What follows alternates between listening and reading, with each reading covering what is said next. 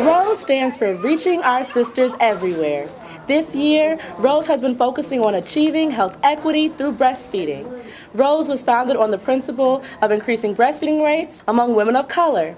Our goal and our mission is to assure better health for African American women and African American babies, because infant mortality rates in the African American community are at least 2.5 times greater than those of any other community. We have this dire need to save our babies. This is our 6th annual summit. Our message is getting out, and more people are sort of coming into the fold.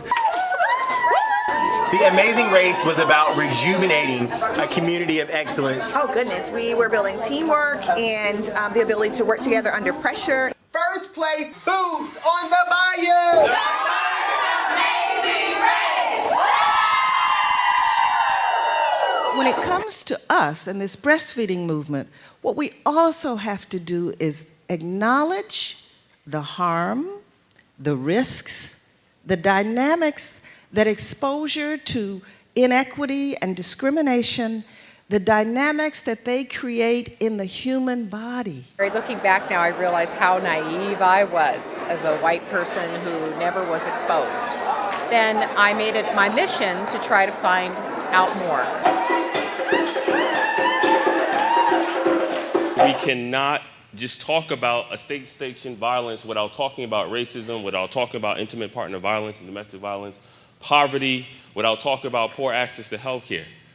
There's a lot of information about men supporting breastfeeding here. I fight for those who work in organizations as outreach community workers, because they really doing the groundwork of women to come in and be educated about breastfeeding. ROSE, Reaching Our Brothers Everywhere, is a male component to the ROSE, R-O-S-E, activity. A friend of mine, we co-founded a support group for women of color called Cafe Olay, and ROSE actually helps us with the group by sending us a little stipend every month so we can feed the moms when they come to the group. It's a perfect opportunity for people to get continued education credits ranging from lactation skills, ethics, and research that's going on within the U.S. about breastfeeding. I got invited to come to the conference, and I'm just really becoming a student and learning how deep breastfeeding goes. This experience has been absolutely amazing. You got it. Same thing on the other side. Lift down, one up. 80% of Latinas initiate breastfeeding, right? It's cultural. That's what they'll tell you. Unfortunately, only 16.4% will meet the exclusive breastfeeding at 6 months.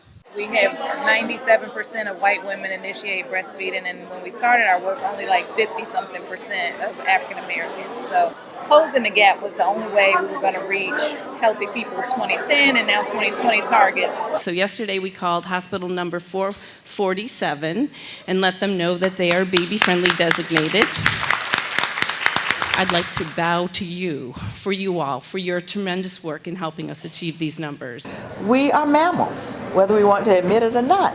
We were meant to nurture our young. God intended us to do that. The purpose of this session is to gather information on the landscape of Black breastfeeding in the United States and to use data to develop our national blueprint for Black breastfeeding. What is the CDC? She says, yes. We've had research before that said if you don't breastfeed enough, you get breast cancer. And other stuff said breastfeeding is hard to do if you're from oppressed populations. And this one is like it just says it. When a child of color is born into this country, it is a very different place for them than a white child. Their genes do need to say, baby, I'm sorry, this place isn't safe for you.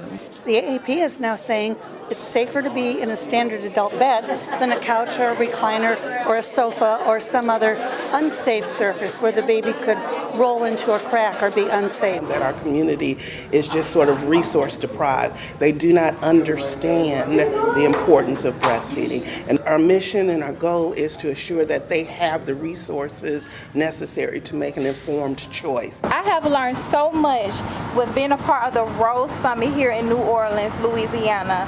Just make sure you come next year to enjoy in 2018.